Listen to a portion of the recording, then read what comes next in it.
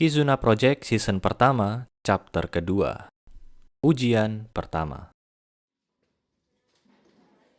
Saya tiba di kelas dan dugaan Eri terbukti benar. Ia datang terakhir.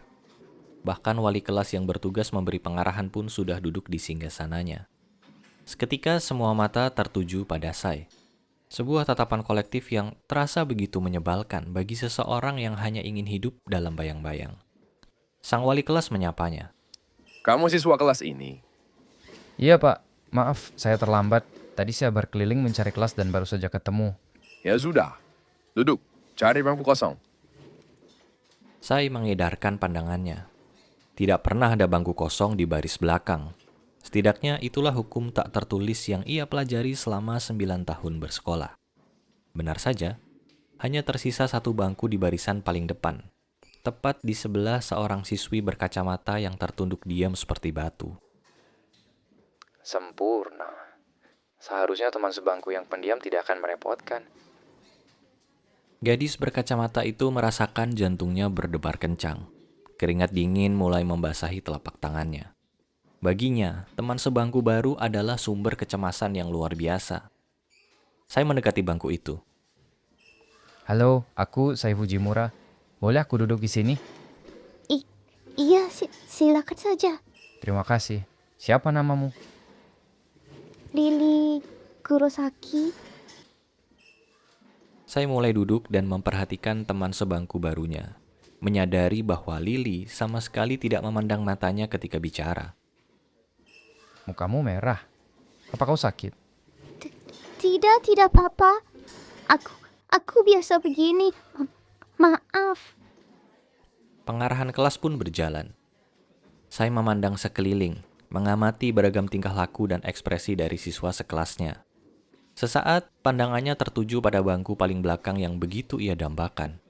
Tanpa sadar, ia terus memandangi bangku itu, mengabaikan pemiliknya yang bernama Akira Miyamoto, mulai merasa tidak nyaman.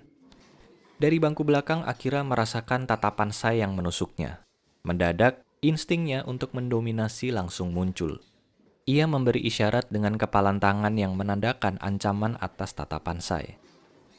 Sai yang menangkap gestur itu dengan jelas langsung mengenali tipe manusia seperti ini. Lelaki brutal yang sering mencari target siswa lemah untuk ditindas. Tidak ingin cari masalah, Sai segera membuang pandangannya ke jendela.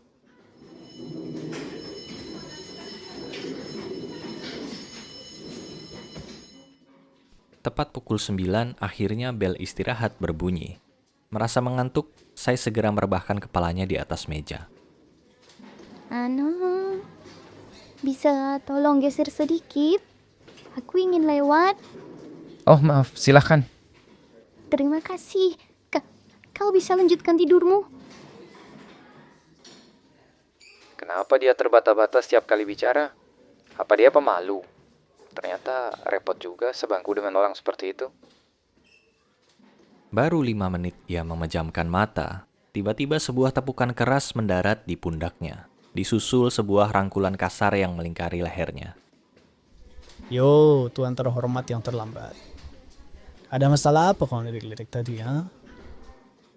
Saya terbangun dan mendapati dirinya dikelilingi tiga orang kini berdiri di sekitar mejanya. Jadi begini hari pertamaku di SMA. Adrenalin saya mulai terpompa, menyadari bahwa situasi ini adalah momentum penentuan kasta sosial. Yang kalah dalam interaksi pertama akan tertindas selama kelas ini ada. Ketiga siswa itu jelas satu komplotan. Di tengah mereka, Akira menatapnya dengan senyum merendahkan. Kedua temannya di sisi kiri dan kanan, Arai Mashiba dan Kojima Gojo, memasang tampang yang sangar, seolah menunggu perintah untuk bertindak. Seperti sudah menjadi kebiasaan, Akira selalu terobsesi menunjukkan kekuatan di hari pertama sekolah untuk menanamkan rasa takut dan memastikan kekuasaannya. Adu otot bukan solusi. Kalah jumlah sama sekali tidak menguntungkan. Tidak mungkin juga ada yang mau ikut campur. Harus kuselesaikan sendiri secepatnya. Aku minta maaf. Tadi aku hanya ingin duduk di belakang. Apa ada yang mau tukar bangku denganku? Berani juga kau. Kenapa tidak langsung saja ke kantin dan bawa makanan untuk kami yang kelaparan ini? Kau minta maaf dan aku belum memaafkanmu. Mungkin beberapa pengganjal perut bisa jadi pertimbangan. Aku tidak punya uang. Mau digeledah juga tidak akan ada sesuatu yang bisa digunakan untuk membeli makananmu. Sudahlah. Aku tidak akan mengulanginya. Kalau kau tidak mau memaafkan, terserah saja. Aku pergi. Brengsek! Akira yang merasa direndahkan oleh Sai tersulut emosi dan bersiap melayangkan tinju. Namun sesaat sebelum bogem itu mendarat, waktu seolah melambat bagi Sai. Tanpa sadar, sebuah kebiasaan buruknya muncul lagi. Mulutnya bergerak lebih dulu dibanding otaknya jika terdesak.